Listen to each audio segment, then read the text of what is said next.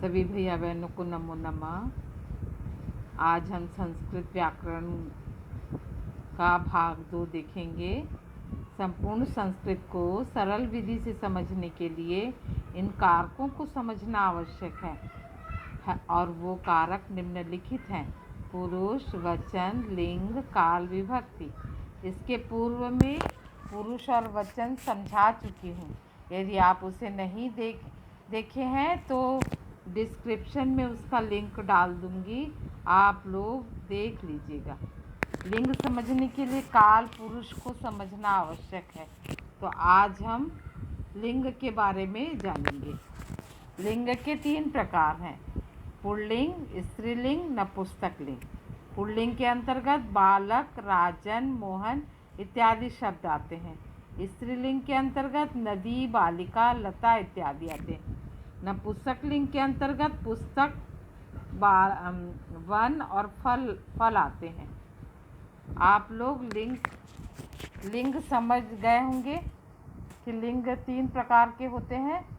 इसका और विस्तारित है, उसके बारे में समझाऊंगी, बाद में समझाऊंगी। इसके बाद काल के बारे में बताती हूँ, जिसे आप अंग्रेजी में टेंस कहते हैं। हिंदी और अंग्रेजी में काल 3 प्रकार के होते हैं, पर हमारे संस्कृत में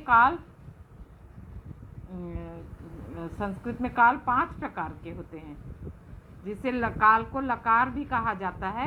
5 प्रकार के होते हैं जो निम्नलिखित हैं: वर्तमान काल, जिसको लट लकार कहते हैं; भूतकाल, जिसको लंग लकार कहते हैं; भविष्यत काल, जिसे लिट लकार कहते हैं; अज्ञार्थ काल, लोट लकार कहते हैं; और विधि लिंग को विधि लिंग ही कहा जाता है। अब काल और लकार को विस्तारित रूप से अगली कक्षा में समझाऊंगी। आप लोग को इस वीडियो के माध्यम से ये तो समझ में आ गया होगा कि लिंग किसे कहते हैं: पुल्लिंग, स्त्रीलिंग, नपुंसकलिंग। और काल या लकार किसे कहते हैं? तो वर्तमान काल लट लकार, भूतकाल लंग लकार, भविष्यत काल लिट लकार, अज्ञार्थ काल लोट लकार, विधि लिंग इसको विधि लिंग ही कहा जाता है।